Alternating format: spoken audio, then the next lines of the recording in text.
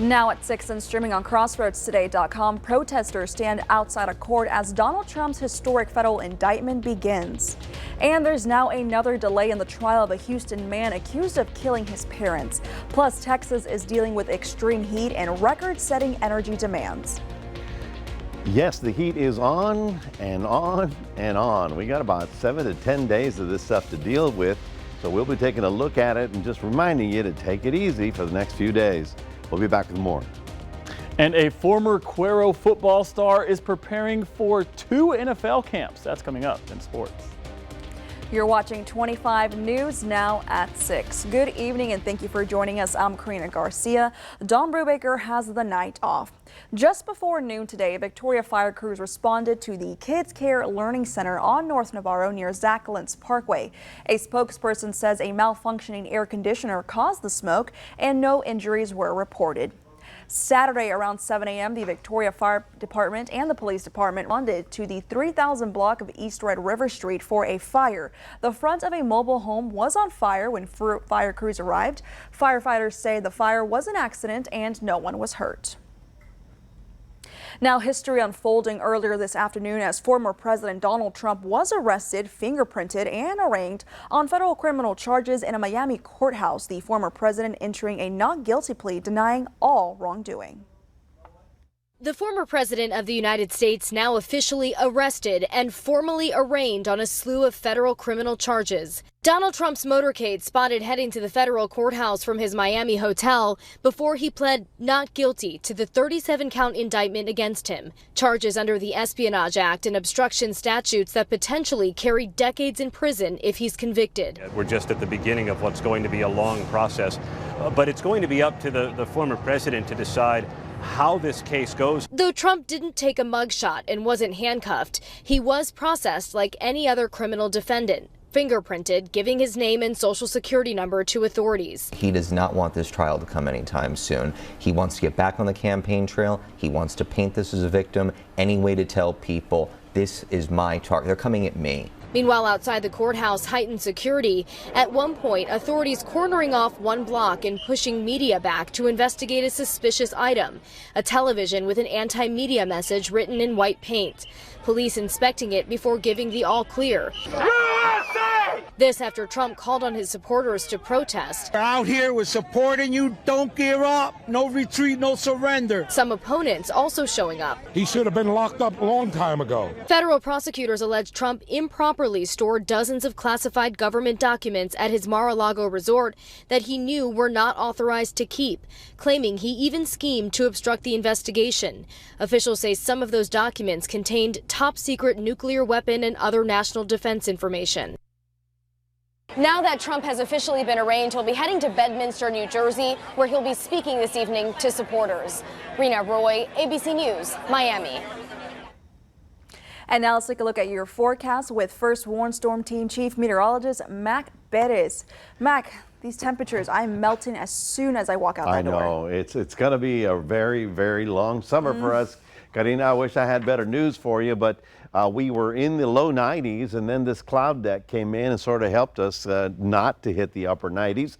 We don't have any rain opportunity, but there were some big thunder showers in the Dallas area and also another group coming in into the northwest. But for us, the heat is going to be here about 7 to 10 days, and who knows about what's going to happen in July and August. We still have to deal with that. So I'll have your complete weather coming up in just a minute. Mac, thank you.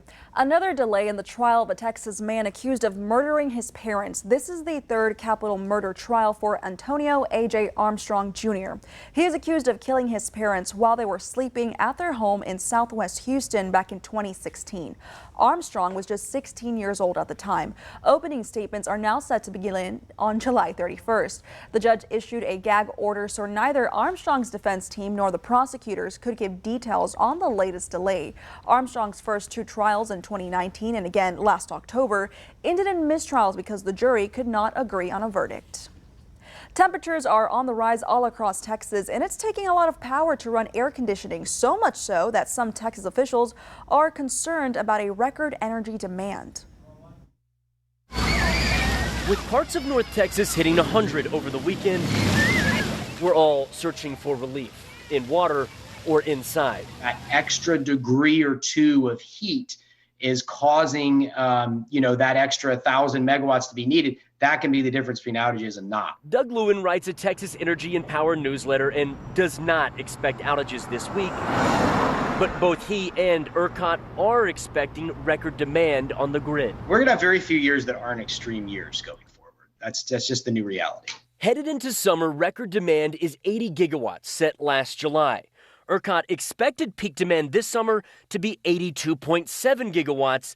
Now, in just the second week of June, they expect 81.8 this Friday at 5 p.m. This is going to continue to be a problem. They're going to continue to underpredict. Lewin says outages usually happen for three reasons: high demand, unexpected outages, and low-performing solar and wind. And while demand will be high this week, outages are expected to come down, and solar should perform very well. Every time we break a record, that represents a failure because we are not implementing energy efficiency solutions. We are not implementing demand response solutions. Lewin says both a lack of efficiency and no system beyond asking people to conserve power is a bad path considering the state's growth and global warming. It's like I tell my kids, focus on the things you can control. You can't control the wind, but you can control demand side, storage, all of these kinds of things. With a week of 100-degree temps in the forecast, both Texans and our grid could be searching for relief. In Dallas, I'm William Jewell. KHOU reports crews worked overnight into Tuesday morning to cool down the temperatures in the terminals at Bush Intercontinental Airport as they try and restore the air conditioning system. Today, the airport spent all day bringing in portable AC units and installing temporary chillers to pick up the slack for the ones that are down. They say they lost 2 of the 6 chillers within 6 hours of each other. I was expecting it to be cool in here, and then to come in, it's just as hot as outside, so it's different, but it's definitely something to try to get used to. And then with the long lines and the heat, it's a bad combination right now. In an effort to try and make passengers as comfortable as possible, airport workers have been passing out water bottles all day.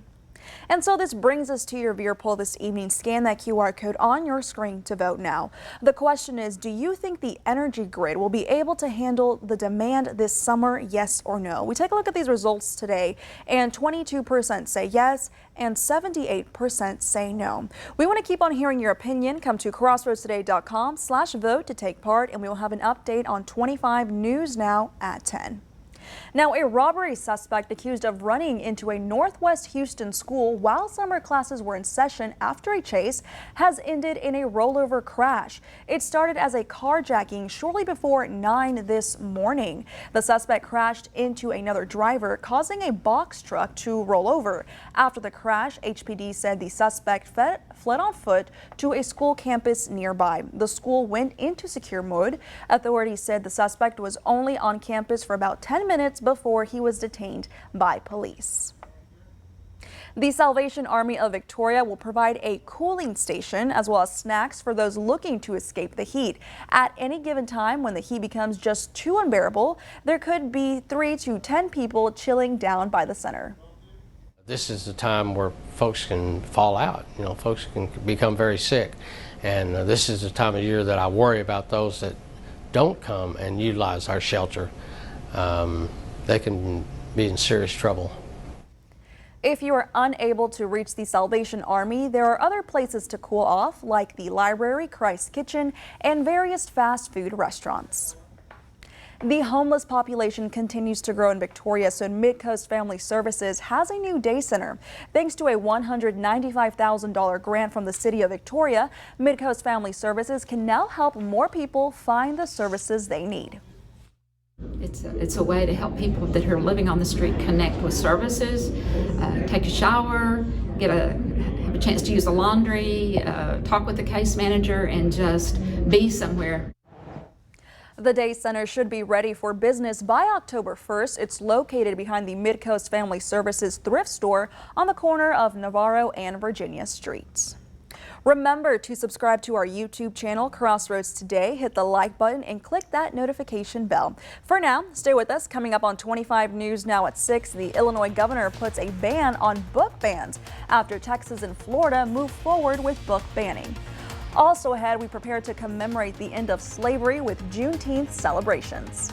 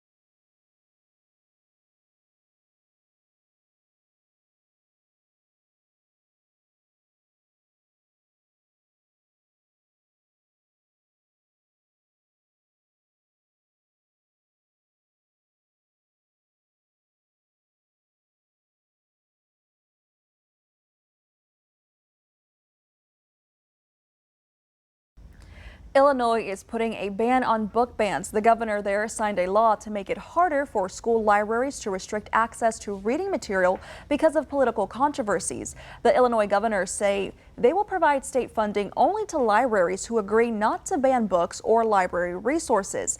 The bill is prompted after a wave of requests came in from states like Texas and Florida to remove books considered by some to be offensive.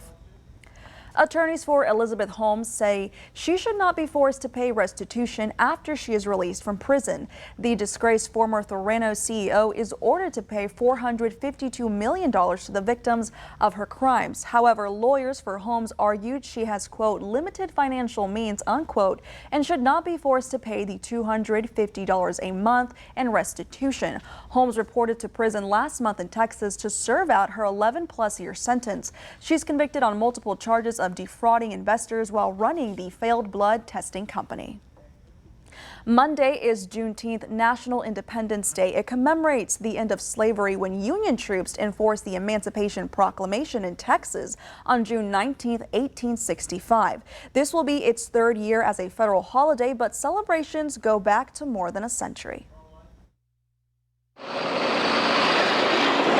Here in Delavan, people are uncovering a little-known piece of history. I've learned a lot. It's been fascinating. Newspapers from 1886 detail a local emancipation celebration about 20 years after the end of slavery.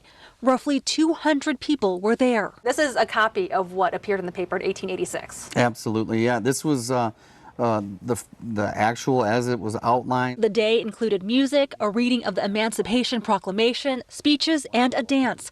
Ryan Schrader is the mayor of Delavan and current president of the city's Historical Society. What really stood out is again, you know, Al Matson and his story of being a slave and then making his way into the Delavan area and how he organized this celebration. Mayor Schrader says there are plans to do more research and bring similar events back to the city. It's nice to know that we're not starting something new. While Delavan hosted large emancipation celebrations, a future Wisconsin governor would find another way to commemorate the end of slavery. Claiborne Benson is the executive director of the Wisconsin Black Historical Society and Museum in Milwaukee.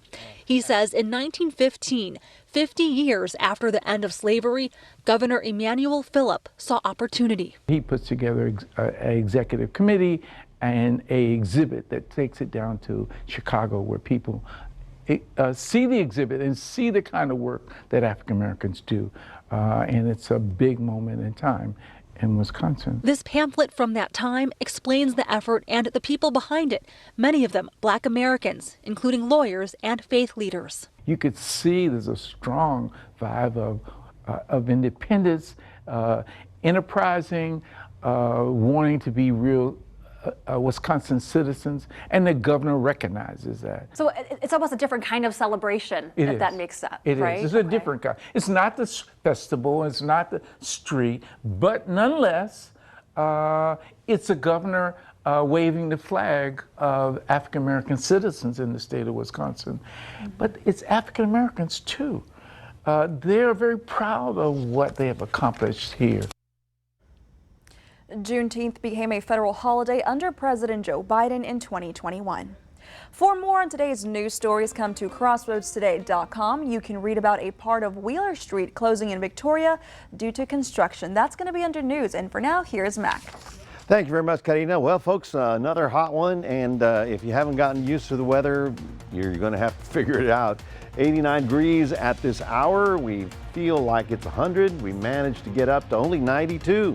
I say only 92 because it should have been about 95, but the cloud deck rolled in. Where did the cloud deck come from? We'll be talking about that and talking about the hot weather coming up in a moment. Stay tuned.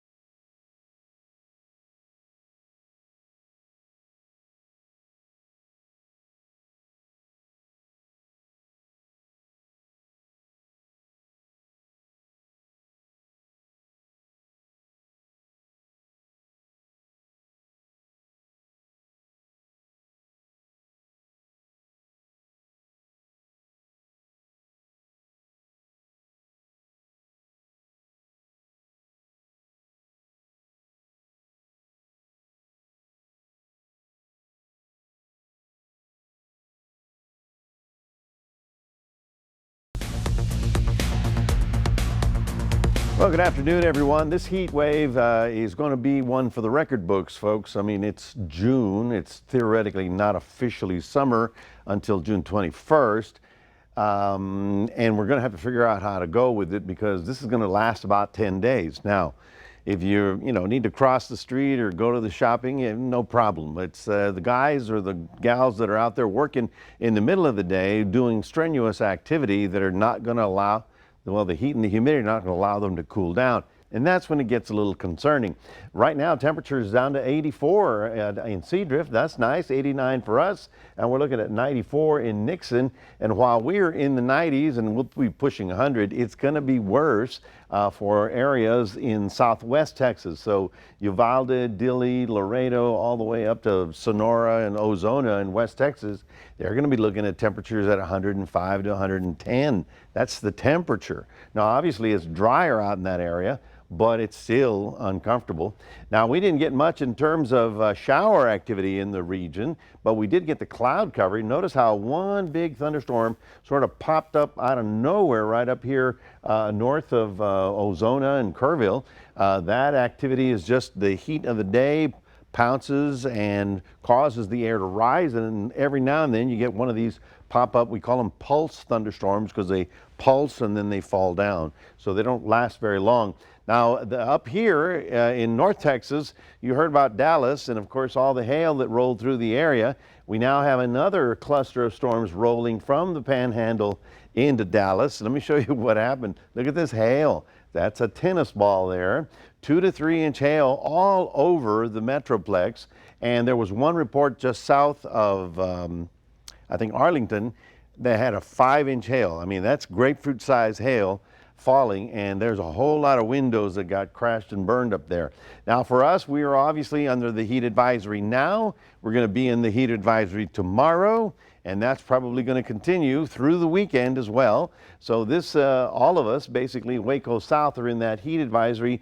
Actually, North Texas actually got cooled down by the thunder showers that came through. Now, high pressure is on top of us. That's sinking air. That's why it is so hot. And obviously for us, it's also so humid because we're close to the water.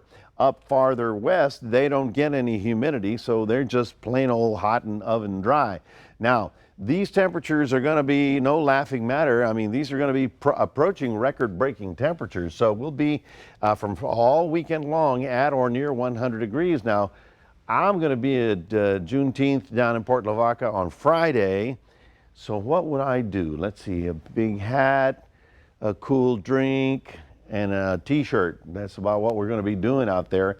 Now, dew points are going to get oppressive here. This is a Wednesday. Notice how this line gets getting higher and higher. So we're now up here at the oppressive level. That means that it's going to be so hot and humid, you're not going to be able to cool down. So make sure you get a breeze going. I'm showing you the tropics because there's some stuff moving. By the time we get to early next week, we're going to have 2 areas, but it looks like they're going to cross over Central America and become part of the Pacific chain. Looking at 92 in Lavaca, we're looking at 97 in Cuero, and the rest of us, well, we're going to be dealing with temperatures at or near 100 through the entire 7 days. That's your forecast. Now, I want to remind everybody that we do have a QR code. I want you to scan that and put Crossroads Today on your phone. Karina, back to you. Thanks, Mac. And now let's go to Sports Director Gino Perez. Gino, fancy of you to show up today. Oh, you know, I had to make it. I was going to try to make it for the Texas Longhorns game, but they broke my heart last night. We'll see what happened after the break.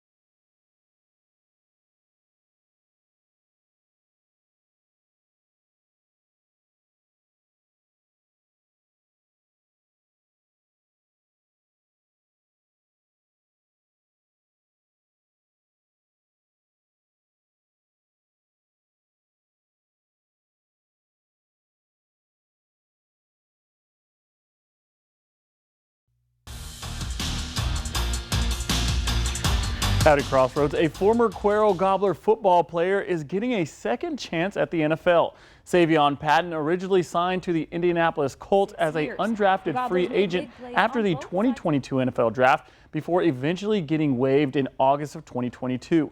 He will now show off his skills at 2 NFL camps, one for the Atlanta Falcons and the other for the Tennessee Titans. This past season, at the Orlando Guardians defensive lineman, he was named to the All-XFL defensive team.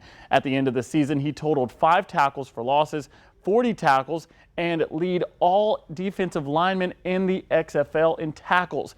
He will be hoping to make it back to the league this upcoming season. The Victoria Generals win a close one last night in a game that went into extra innings. The Generals and the Cane Cutters both had trouble getting on the scoreboard, in part to a pitching duel between the two bullpens.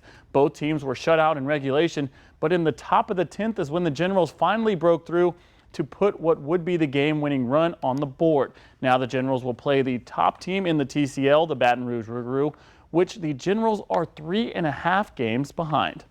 The Victoria West Warriors coaching staff hosted a 2-day quarterback and wide receiver camp at Memorial Stadium over the weekend. This is the 3rd year Victoria West head coach Courtney Boyce has hosted a 2-day camp for young athletes in the 4th through 9th grade. The top performers of the camp are on your screen from left to right. In 5th grade, Blake Humphreys. Next to him is quarterback Grayson Lopez in 6th grade. The top 2 receivers are Bryson Redding in the 8th grade, who is to the right of Courtney Boyce in the middle. And on the far right is Lincoln Thompson in 5th grade. The Texas Longhorns took on the Stanford Cardinals last night, and the winner clinches a trip to the College World Series. The Cardinals looked as if they were going to walk it off in the bottom of the 9th, but the ball did not go out, and he was almost tagged out at second. Now we go to the next batter, 2 outs. Longhorn pitcher does his job and causes the batter to hit a blooper to shallow right center field, but no one sees it. The ball drops in front of everybody. The only remaining Texas team now heading to Omaha are the TCU Horned Frogs, which will play Oral Roberts June 16th at 1 o'clock. What a heartbreaker for the Longhorns. The NBA season is over and the Denver Nuggets are the NBA champions. The Nuggets pull a gentleman's sweep against the Miami Heat and win in 5 games. This is the first championship win in the franchise's history. 2-time MVP Nikola Jokic won and led the Nuggets to a 28-point and 16-rebound game. Jokic won the NBA Finals MVP as well, becoming the first center to win the award since Shaquille O'Neal when he won it with the Lakers back in 2002. Final score for that game, 94-89. Well, that's your sports, Karina. Back to you. Thanks, Gino. Now we're back in a moment. We have the top 10 most bizarre hotel service requests up next.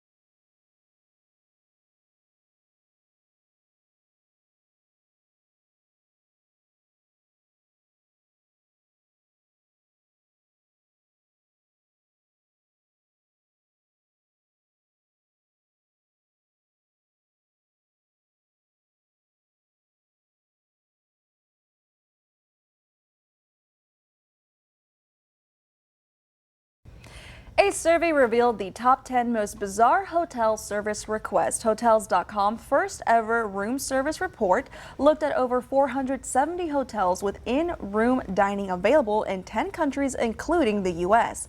And among the quirkiest hotel requests, well, it was bison, boiled bottled water, and a fish caught by a traveler who wanted it cooked and to order. And then also a rice bowl for a dog. And other unusual requests included melted ice cream and a no-egg white omelet. How do you even do a no-egg white omelet? I'm thinking of melted ice cream for your dog. Boiled water bottle? That's insane. That is pretty crazy. I don't think that those guests are, shall we say, lucid? They're just calling it. Just seeing what they could get away with. Too. Exactly. Yeah, I mean, the most I've done is ordered like a pizza, you know? Yeah, and I'm afraid to do that because then the bill comes and going, yeah, $100. Yeah, stay out of the fridge. That's right. Oh, the mini bar. Remember those?